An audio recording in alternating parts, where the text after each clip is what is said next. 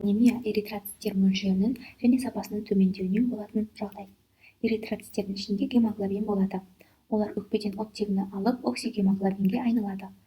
Оксигемоглобин ағзаларға барып, ағзаларды оттегімен қанықтырады. Ағзалардан көмірқышқыл газын алып, оны өкпеге апарып, мұрын жолы арқылы көмірқышқыл газын шығарып жібереміз.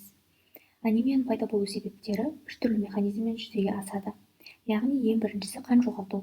Қан жоғалту асқазан ойық жарасы немесе этеккір циклы кезінде көп қан жоғалту, босану уақытында немесе жарақаттардан көп мөлшерде қан кету кезінде пайда болады. Эритроциттердің қажетті мөлшерде өндірілмеуі екінші себеп болып табылады. Оларға апластикалық анемия, созылмалы қабыну аурулары, инфекция, фолий жеткіліксіздігі, темір жеткіліксіз және лейкоз кестері жатады. Яғни бізде қанның формалық элементтері сүйектің қызыл кемігінде өндіріледі. Сүйектің кемігінде қызыл элемент эритроцит, ақ элементі лейкоцит және де тромбоцит өндіріліп шығады.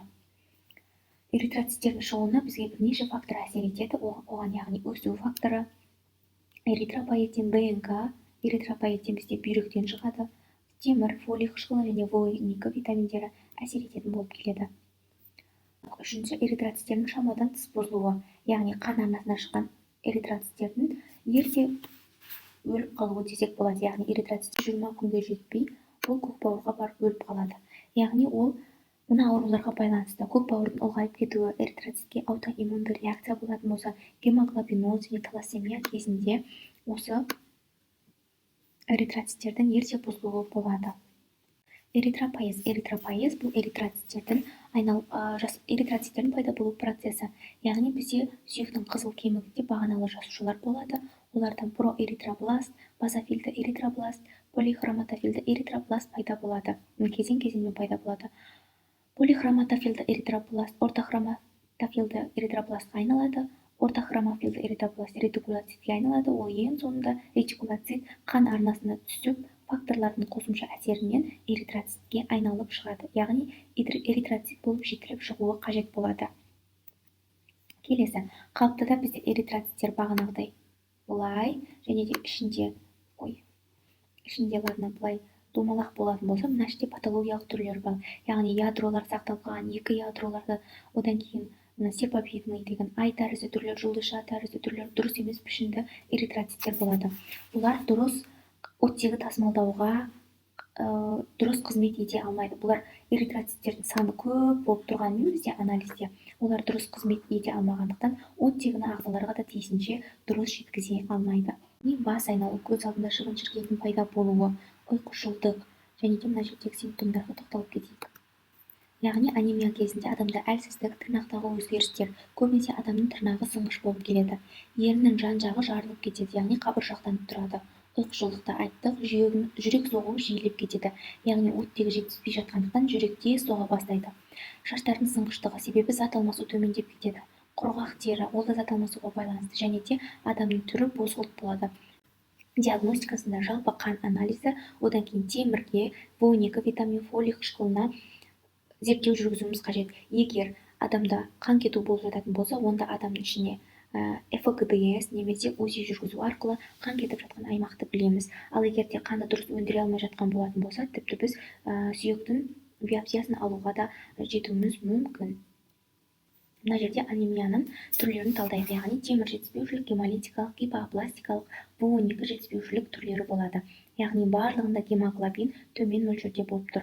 Эритроцитте барлығында төмен мөлшерде екенін көріп тұрмыз. Түстік көрсеткіш дегеніміз бұл мыняқта формуласы бар. Яғни гемоглобинді 5-ке көбейтеміз, одан кейін эритроцитті 167 көбейткенде түстік көрсеткіш шығады.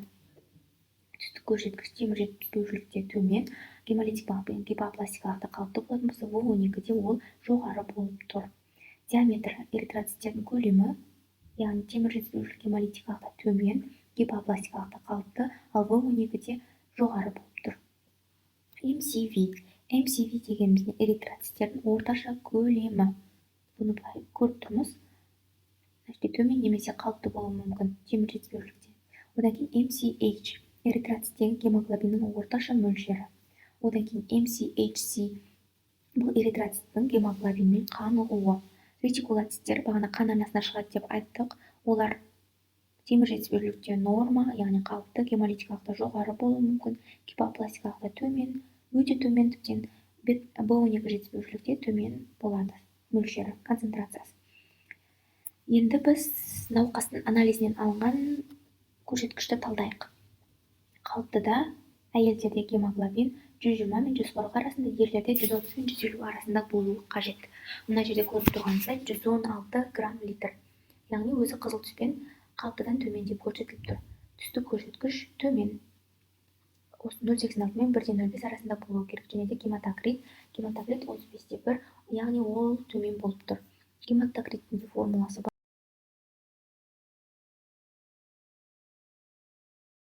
Эритроцит, лейкоцит, тромбоцит формалық элементтерге жатады. Ал плазма дегеніміз көбінесе 90-95% судан тұрады, микро-макро элементтерден тұрады. Солай плазманың құрамын біз мектепте биология пәнінде өттік. Осылардың бір-біріне қатынасы гематокритті шығаратын болады. Одан кейін мына жерде біз үшеуі төмен болғандықтан көбінесе темірге күдіктенеміз. Яғни темірді дереу зерттеуге жібереміз, бірақ темір қалыпты көрсетіп тұр. Яғни біз басқа анемия түрлеріне күдіктенетін боламыз. Және де жасырын анемияны айтайық. Жасырын анемия көбінесе қай кезде кездеседі? Ол жүктілік кезінде, баланы емізу кезінде, тіпті бағанағы күштілігі көп түсетін, дұрыс тамақтанбайтын адамдарда да жасырын анемия болуы мүмкін. Ол мына жалпы қан анализінде барлығы қалыпты норма болса да, біз мына темірді, B12 витаминін, одан кейін фолий қышқылын, сонымен қатар темірдің трансферрин, ферритин сияқты талдауларын зерттеу арқылы ғана жасырын анемияның түрін анықтайтын боламыз. Анемияның сатысына келейік. Яғни 90 мен 119 арасында жеңіл саты, 70 мен 89 арасында орта, ал ауыр дәрежесі 70 грамм литрден төмен. Бұл не үшін қажет? Бұл біздің науқасты емдеу үшін қажет. Жеңіл орта дәрежелерінде біз кәдімгі препараттарды беретін болсақ, ал ауыр дәрежесінде уже қан құюға дейін баруымыз мүмкін. Емі анемияның үш түріне байланысты емдейміз. Егер қан кетіп жатқаннан кейін пайда болған анемия болатын болса, міндетті түрде қанды қай жерден кетіп жатқанын біліп, сол жерден қанды тоқтатуымыз қажет. Витаминдер беру, ол бағанағы B12 темір жетіспеушілігі немесе фолий жетіспеушілігінен болып жатқан болатын болса, біз соны көреміз. Одан кейін иммундық жүйені басатын препараттар қай кезде беріледі? Эритроциттер ерте мезгілінен ерте өліп қалып жататын кезде иммундық жүйені басатын препараттарды беретін боламыз. Назар аударғандарыңызға рахмет. Біздің каналға